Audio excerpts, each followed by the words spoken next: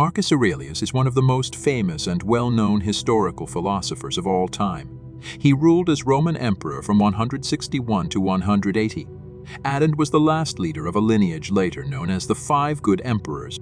Although he held one of the world's most powerful positions at the time, he chose to devote his life to justice and impartiality. During his reign, Aurelius found time to write a series of personal writings, now known as Meditations, which became one of the most significant texts of Stoic philosophy. In the Meditations, Aurelius shares guidelines on self-development, focusing on the adoption of a cosmic perspective and the critical analysis of one's own judgment and the judgment of others. As leader of a powerful empire that faced several wars during his reign, Aurelius used his own Stoic philosophy to deal with stress and worries, being the best and most reliable leader he could be. Stoicism is an ancient and incredibly famous philosophy that, in addition to a theory, is also a truly inspiring way of thinking and living. The Stoics strongly believed that doing the right thing was the key to individual happiness, and that to do the right thing, sound judgment and rational thinking were necessary. So with that in mind, in this video we'll talk about how you can develop a rational mind through 5 important lessons that can help you think more clearly from the teachings of Marcus Aurelius. Train your perception. One of the greatest lessons of Stoicism is to take control of your perception. We are used to judging everything we encounter, any event we experience, people we know, things we see. They all receive a value judgment. Something is considered good, bad, boring, fun, beautiful, ugly, etc. That is, unbeknownst to us, a very exhausting practice and one that can affect our lives for the worse. For example, judging every interaction you have on an especially difficult day as terrible gives the day an even more negative view. If you label a party you went to as boring, that's how it will be remembered, the boring part of your week. We often let our initial judgments of things be influenced by our emotions, which means that they are probably not entirely rational. In addition, our tendency to judge every moment of our lives goes hand in hand with a tendency to speak in metaphors and exaggerations that make things seem worse. If you are dismissed by your partner, you can say that your ex broke your heart rather than the fundamental fact that they no longer feel for you in the same way. This way of speaking, or rather this way of thinking, shapes how you feel. It's not the real event that makes you feel bad, but rather the unconscious way you choose to think about it. Stoics, on the contrary, encourage people to be careful when judging everything they find and the things they do. And one of the ways to be careful is to undo your judgments, which basically means looking beyond them, being able to forget your first instinct and judge something through a more optimistic and reasonable lens. You can try reframing that boring party in your mind as an event where you met a new place and some new people. Then you might notice that you didn't really identify with anyone, but you didn't expect negativity. Therefore, practicing not to judge everything based on your first instinct and emotion is the best way to start training your perception of life. Whenever you think of something opinionated, try to ask yourself, is this rational? What did I base my opinion on? Is there a better or more positive way to interpret this? Marcus Aurelius emphasized that damage can only be damage if you consider it damage. This means that any difficult experience you have gone through will seem harder and worse the harder and worse you consider it.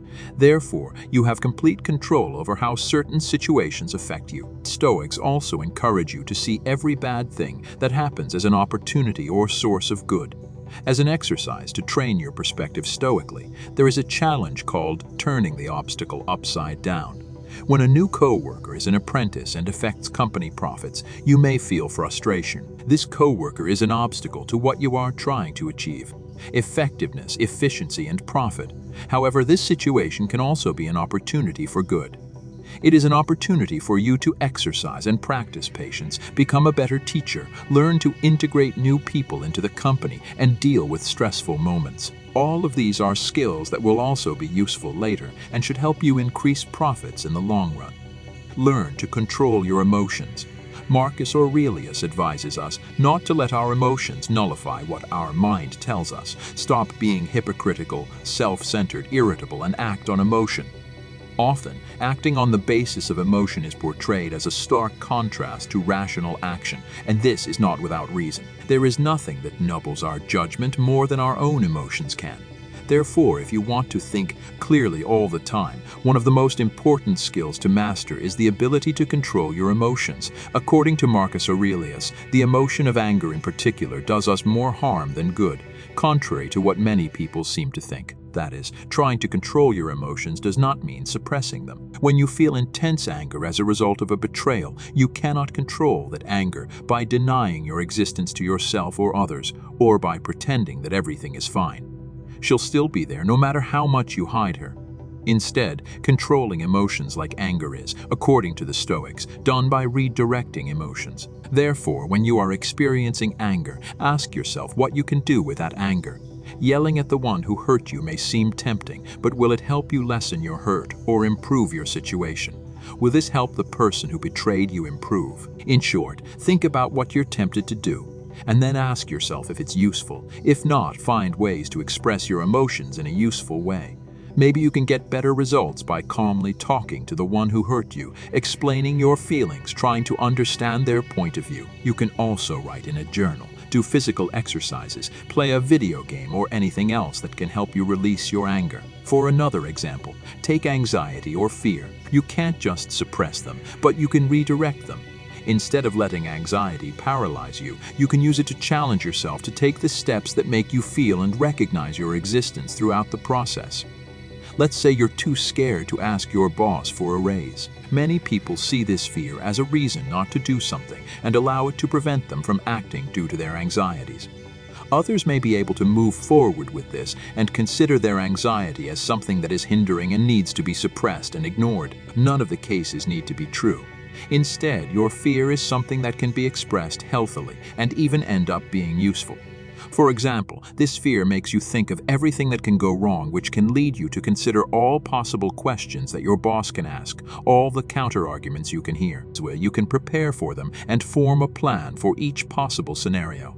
But most importantly, fear provides a positive motivation to move forward, challenge yourself, and grow as a person.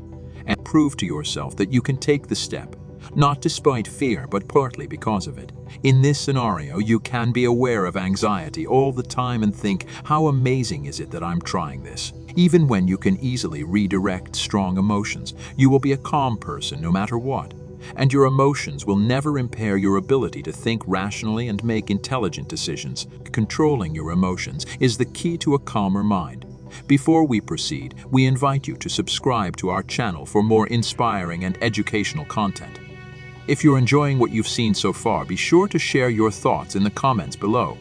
We look forward to hearing your reflections on these lessons. Also, if you want to support the channel and contribute to the continuous creation of videos like this, check out the options available in the description. Each form of support, however small, is extremely valuable and helps us to spread precious wisdom and knowledge throughout the world. Exercise the dialectic of control. In the words of Marcus Aurelius, you have power over your mind, not over external events. Notice this and you will find strength. The dialectic of control is the distinction between what we can control and what we cannot. For example, the weather, traffic problems, or what people think of you are out of your control. But how you dress, what time you go out, and what kind of people you surround yourself with, that you can control. So whenever you face a situation that makes you feel a certain way, ask yourself, what can I control? Everything you can control is a reason to act. What you cannot control, you must learn to accept and embrace without letting it affect you. Learning to distinguish these two things and acting accordingly can clear your mind instantly. A very important part of the dialectic of control is fati love, or translated love of destiny. When you embrace life and all the circumstances it brings you, you will always love life. You cannot escape fate or decide things that are out of your control. But you can choose to love your life no matter what. If you realize you've been rejected for a job you've wanted for years, you might think there's no redemption in a situation like this. You wanted the job, tried and failed. You couldn't possibly pretend to love fate in such a circumstance. However, this is a misunderstanding. Instead of seeing the fact that you have not achieved your ambition as something purely negative, and use it to take a positive attitude, or the reason you didn't get the job was a failure on your part, in which case this is something you can control. You can work on these weaknesses and try again when a similar opportunity arises in the future. Either the reason was an external factor, such as nepotism or a personality conflict with a member of the hiring team. This was never under your control, which means the opportunity never really existed, and there's no sense in being upset about something that never existed. One part of accepting fate is moving away from a fixed outcome and external success markers. If you want to be a writer, for example, and measure your success by the amount of sales your book makes, then you will allow success to be controlled by the arbitrary book market of the time. But if you choose to measure your success by the satisfaction you feel with your final product, or the amount of work you've invested in it, then you're in control of your success. Therefore, in every way, be sure to do everything in your power to try to achieve your goals. But never forget that you may not achieve them, and accept this possibility in advance. If we occupy ourselves only with what is under our control and commit ourselves to accepting everything that is not exactly as it is, then we will find ourselves calm whatever happens. Keep the virtues in mind. To quote Marcus Aurelius, "Dig deep into yourself, for there is a source of goodness ever ready to flow." If you keep digging, a virtue is an excellence of character, or simply a morally good behavior. Morally good behavior benefits not only you and those around you, but the greater good. So the Stoics believed in an interdependent universe, that everything and everyone is connected in some way. So according to Stoicism, what is best for the greater good is eventually better for you as well. That is why the Stoics were convinced that the more rational people were the people who committed themselves to the greater good, or in other words, acted virtuously. Acting virtuously is the result of ignorance, according to the Stoics. When life puts you in an unexpected direction, the virtues can guide you on what to do and keep you steady. That is why the most virtuous people are the most calm and relaxed. To be virtuous, one must keep the four most important virtues of Stoicism in mind: wisdom, justice, temperance, and courage. Wisdom, in the eyes of the Stoics, is the ability to judge what is good, bad, intermediate, or neutral, rather than being controlled by emotion. You need to think clearly and logically about what would be the morally correct thing to do when you have two options in a difficult situation. Justice is willed through wisdom and means doing what is right and just, both for others and for ourselves. Stoics consider it our duty to ourselves, our fellow men, and society as a whole. The third virtue, courage, is the ability to act on your own fear, to do what is necessary or useful, even when you do not know if you will succeed. Courage is not the elimination of fear, desire, or anxiety. Rather, it is deciding to act and take steps despite fear, passion, and anxiety. Finally, temperance. The other name for temperance is moderation, which means staying in the middle between two extremes, making sure you never take too much or too little. In practice, temperance often looks like self-control, high discipline, or discipline. According to Aurelius, one quality that differentiates humans from animals was the ability to contain itself if necessary. Temperance is important to ensure our long-term well-being, to the detriment of short-term satisfaction. For example, consider a bag of chips. Finishing the whole package at once may be enjoyable at the moment, but it is bad for your health and even potentially for your mood in some cases. Therefore, you should practice self-control and stop after the first bites. Temperance is also aided by wisdom. Only by thinking wisely can you decide how much of something you need to acquire before you contain yourself. The Stoics divided all possible things and actions in the world between goods, evils, and indifferent. It has always been important to seek good, avoid evil, and choose indifferent ones as you wish. You create evil when you act against one of these virtues. For example, when you rob someone, disrespect someone, act recklessly or cowardly, or make someone sick, you participate in evil. When you act according to these virtues, you do nothing of the sort, like taking a walk, for example. These simple rules for living not only make you a better person, but will also make you a more relaxed person.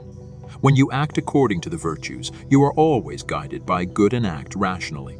According to the Stoics, this behavior creates a calm mind. Always consider the big picture. In our last quote from Marcus Aurelius for this video, he says, as Plato put it beautifully, whenever you want to talk about people, it is better to have a panoramic view and see everything at once. Considering the big picture is a tremendously important part of emptying the mind.